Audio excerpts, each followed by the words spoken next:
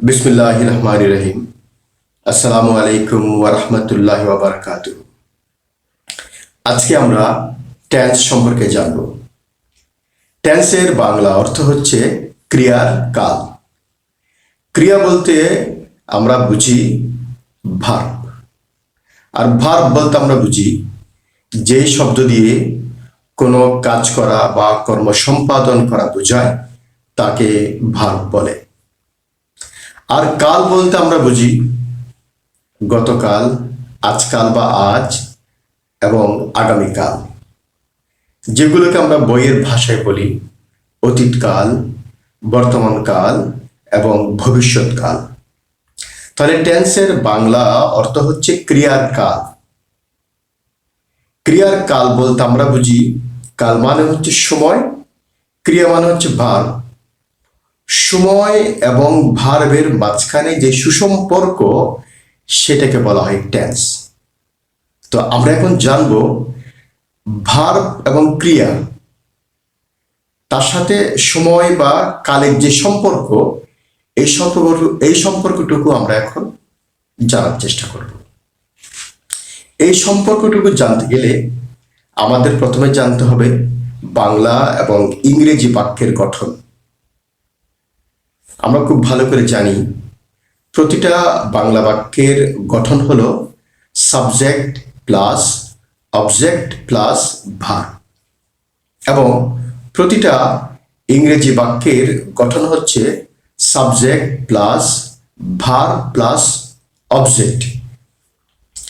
আমরা যদি এই দুটো স্ট্রাকচার বা গঠন একটু ভালো করে খেয়াল করি, আমরা দেখতে পাই বাংলা এবং ইংরেজি এই দুটো বাক্য শুরু হচ্ছে সাবজেক্ট দিয়ে,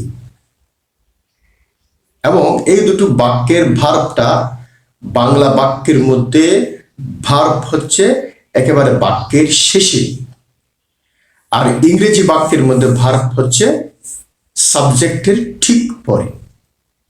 তাই আমরা বলতে পারি ইংরেজি বাক্যের মধ্যে সাবজেক্টের ঠিক পরে যা থাকে তাই ভার্ব। এখন যদি এমন প্রশ্ন হয় ইংরেজি এবং বাংলা বাক্যের গঠনের মিল এবং অমিলগুলো কোথায়, একদম সহজ উত্তর, ইংরেজি এবং বাংলা বাক্যের গঠনের মিলগুলো হচ্ছে দুটো বাক্য শুরু হয় সাবজেক্ট দিয়ে, আর অমিলটা হচ্ছে ভার্ব এবং অবজেক্টের অবস্থান বা পজিশনটা। বাংলা বাক্যের মধ্যে ভার্ব বা ক্রিয়া বাক্যের একেবারে শেষে, আর ইংরেজি বাক্যের মধ্যে ভার্ব বা ক্রিয়া সাবজেক্টের ঠিক পরে। এখন আমি তিনটা বাংলা বাক্য বলবো, আমাদের একটু ভালো করে খেয়াল করতে হবে। যেমন আমি কাজটি করি, আমি কাজটি করলাম, আমি কাজটি করব।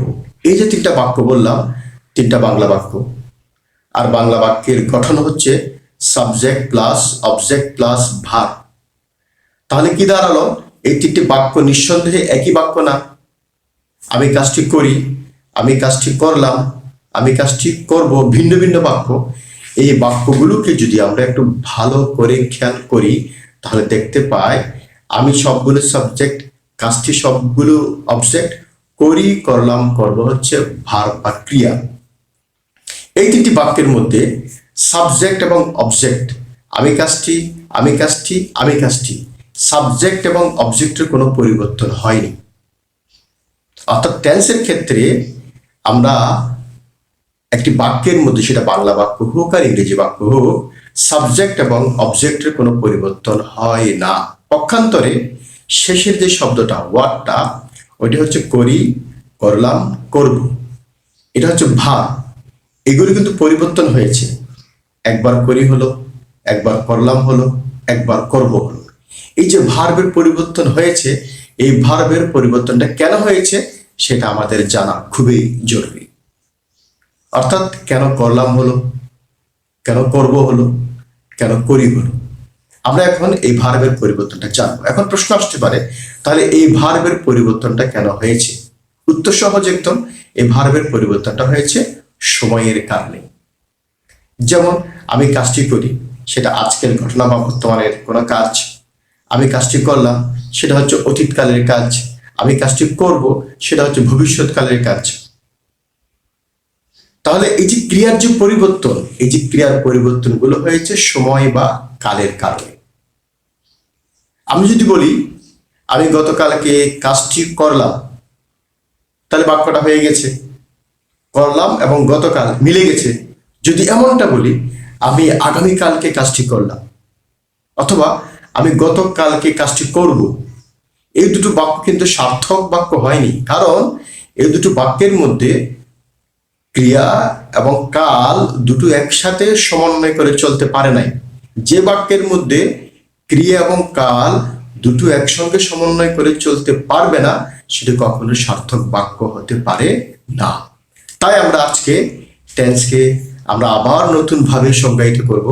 আমরা আজ থেকে জানবো আমরা টেন্স বলতে বুঝি সময়ের পরিবর্তনের সাথে সাথে ক্রিয়ার যে পরিবর্তন হয় তাকে টেন্স বলে। আমি আবার রিপিট করছি, সময়ের পরিবর্তনের সাথে সাথে ক্রিয়ার যে পরিবর্তন হয় তাকে টেন্স বলে। টেন্স প্রধানত তিন প্রকার: present tense, past tense, future tense. Present মানে বর্তমান কাল, পাস্ট মানে অতীতকাল, ফিউচার মানে ভবিষ্যৎকাল। আবার এই তিন প্রকার টেন্স প্রত্যেকটিকে আমরা চার ভাগে ভাগ করি। এক নাম্বার ইনডেফিনিট টেন্স অথবা সিম্পল টেন্স, যার বাংলা অর্থ হচ্ছে সাধারণ কাল। দুই নম্বর কন্টিনিউয়াস টেন্স অথবা প্রোগ্রেসিভ টেন্স, যার অর্থ হচ্ছে চলমান বা ঘটমান কাল। তিন নম্বর পারফেক্ট টেন্স, যার বাংলা অর্থ হচ্ছে পুরা ঘটিত কাল। চার নম্বর পারফেক্ট কন্টিনিউয়াস টেন্স অথবা পারফেক্ট প্রোগ্রেসিভ টেন্স, যার অর্থ হচ্ছে পুরা ঘটিত ঘটমান কাল। এবং এই চারটা টেন্সের সবগুলোর আগে প্রেজেন্ট আসবে, পাস্ট আসবে, ফিউচার আসবে। অর্থাৎ আমরা এই চারটা টেন্স দিয়ে আমরা প্রেজেন্টকে চার ভাগে ভাগ করব, পাস্টকে চার ভাগে ভাগ করব এবং ফিউচারকে চার ভাগে ভাগ করব। তাহলে টেন্স দাঁড়ায় মোট 12 প্রকার। টেন্স প্রধানত তিন প্রকার, টেন্স মোট 12 প্রকার। এই 12 প্রকার টেন্স সম্পর্কে আমরা একটু জানব। এক নাম্বার প্রেজেন্ট ইনডেফিনিট টেন্স, এর আরেক নাম হচ্ছে সিম্পল প্রেজেন্ট টেন্স। দুই নাম্বার প্রেজেন্ট কন্টিনিউয়াস টেন্স, যার আরেক নাম হচ্ছে প্রেজেন্ট প্রোগ্রেসিভ টেন্স। তিন নাম্বার প্রেজেন্ট পারফেক্ট টেন্স। চার নাম্বার প্রেজেন্ট পারফেক্ট কন্টিনিউয়াস অথবা প্রেজেন্ট পারফেক্ট প্রোগ্রেসিভ টেন্স।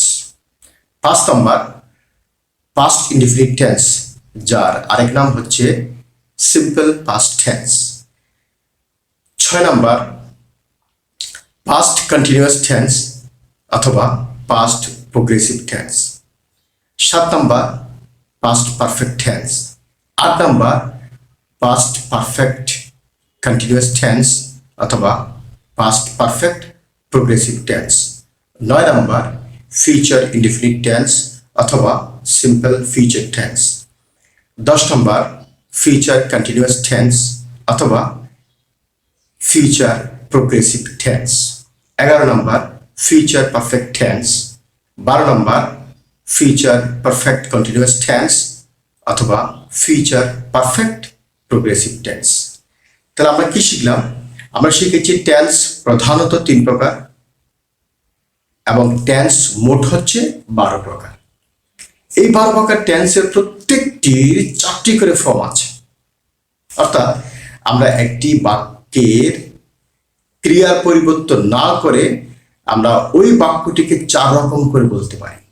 যেমন আমি কাজটি করি, আমি কাজটি করি না, আমি কি কাজটি করি, আমি কি কাজটি করি না। অর্থাৎ একটি বাক্যের ক্রিয়ার পরিবর্তন না করে আমরা ওই বাক্যটিকে 4 রকম করে বলতে পারি। এবং সেই জন্য আমরা বললাম কি মোট 12 প্রকার টেন্সের প্রত্যেকটি 4টি করে ফর্ম আছে। ফর্মগুলো কি? ফর্মগুলো হচ্ছে affirmative form, negative form, interrogative form and finally negative interrogative form. এখন যদি আমরা বলি আমরা টেন্সকে প্রধানত 3 ভাগে ভাগ করেছি। আবার যদি প্রতি 3 বাক্যে প্রত্যেকটিকে আমরা 4 ভাগে ভাগ করি, টেন্স মোট হয় 12 প্রকার। মোট 12 প্রকারের যদি প্রত্যেকটি 4টি করে ফর্ম থাকে, তাহলে টেন্সে মোট ফর্ম হচ্ছে 48টি ফর্ম। এখন আমরা ফর্মগুলো চিনব কেমনে?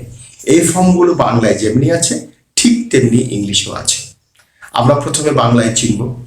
বাংলা বাক্যের মধ্যে এই ফর্মগুলো চেনার ক্ষেত্রে আমাদের খুব ভালো করে মনে রাখা উচিত। যদি কোনো বাংলা বাক্যে শুধুমাত্র না পায়, তাহলে বাক্যটা নেগেটিভ। আর যদি কোনো বাংলা বাক্যে শুধুমাত্র কি এবং বাক্যের শেষে প্রশ্নবোধক চিহ্ন পায়, তাহলে বাক্যটা হচ্ছে ইন্টারোগেটিভ। যদি কোনো বাংলা বাক্যে না, প্রশ্নবোধক চিহ্ন এবং কি এই 3টা জিনিস একসাথে পায়, তাহলে বাক্যটা হচ্ছে নেগেটিভ ইন্টারোগেটিভ। আর যদি কোনো বাংলা বাক্যে না, কি, প্রশ্নবোধক চিহ্ন না পায়, তাহলে বাক্যটা হচ্ছে অ্যাফার্মেটিভ বাক্য বা হাবোধক বাক্য। ইংরেজি বাক্যের ক্ষেত্রে হচ্ছে এরকম, যদি কোনো ইংরেজি বাক্যের মধ্যে নট পায়, বাক্যটা নেগেটিভ। যদি কোনো ইংরেজি বাক্যের শেষে প্রশ্নবোধক চিহ্ন পায়, বাক্যটা ইন্টারোগেটিভ। আর যদি কোনো ইংরেজি বাক্যের মধ্যে নট এবং প্রশ্নবোধক চিহ্ন একসাথে পায়, তাহলে বাক্যটা হচ্ছে নেগেটিভ ইন্টারোগেটিভ। আর যদি কোনো আর যদি কোনো ইংরেজি বাক্যের মধ্যে নট প্রশ্নবোধক চিহ্ন একটাও না পায়, তাহলে বাক্যটি হচ্ছে অ্যাফার্মেটিভ। আমরা এখন বাংলা এবং ইংরেজি দুটো বাক্যের মধ্যে এই 4টা ফর্ম দেখলে আমরা চিনতে পারবো আশা করছি। এখন আমরা ইংরেজি বাক্যের ক্ষেত্রে এই 4টি ফর্মের স্ট্রাকচার বা গঠন সম্পর্কে জানব। The basic structure of the 4 forms. এই 4টি ইংরেজি বাক্যের মৌলিক গঠনগুলো আমরা এখন জানব। অ্যাফার্মেটিভ বাক্যের মৌলিক গঠন 2টা। 1 নম্বর হচ্ছে subject plus verb plus object. 2 নম্বর হচ্ছে subject plus auxiliary verb plus মূল ভার্ব প্লাস অবজেক্ট। নেগেটিভ বাক্যের গঠন একটা, subject plus auxiliary verb plus not plus মূল ভার্ব প্লাস অবজেক্ট। ইন্টারোগেটিভ বাক্যের গঠন একটা, auxiliary verb plus subject plus মূল ভার্ব প্লাস অবজেক্ট এবং বাক্যের শেষে প্রশ্নবোধক চিহ্ন। নেগেটিভ ইন্টারোগেটিভ বাক্যের গঠন একটা, auxiliary verb plus subject plus not plus মূল ভার্ব প্লাস অবজেক্ট এবং বাক্যের শেষে প্রশ্নবোধক চিহ্ন। এতক্ষণ ধরে আমরা যে আলোচনাগুলো করেছি, যদি আমরা সেই আলোচনাগুলো সংক্ষেপে নিয়ে আসি, আমরা বলি এরকম করে, সময়ের পরিবর্তনের সাথে সাথে ক্রিয়ার যে পরিবর্তন হয় তাকে টেন্স বলে। টেন্স প্রধানত 3 প্রকার: present tense, past tense and finally future tense. এই প্রধান 3 প্রকার টেন্স প্রত্যেকটিকে আমরা 4 ভাগে ভাগ করি: indefinite tense or simple tense, continuous tense অথবা progressive tense, perfect tense and finally perfect continuous or perfect progressive tense. তাহলে টেন্স মোট 12 প্রকার। টেন্স প্রধানত 3 প্রকার আর টেন্স মোট হচ্ছে 12 প্রকার। এই 12 প্রকার টেন্সের প্রত্যেকটির 4টি করে ফর্ম আছে। তাহলে ফর্মগুলো কি কি? Affirmative, negative, interrogative and negative interrogative. তাহলে টেন্সে আমরা টেন্সকে প্রধানত 3 ভাগে ভাগ করলাম, তার প্রত্যেক 3 বাক্যে 4 ভাগে ভাগ করলাম। তাহলে টেন্স মোট হচ্ছে 12 প্রকার।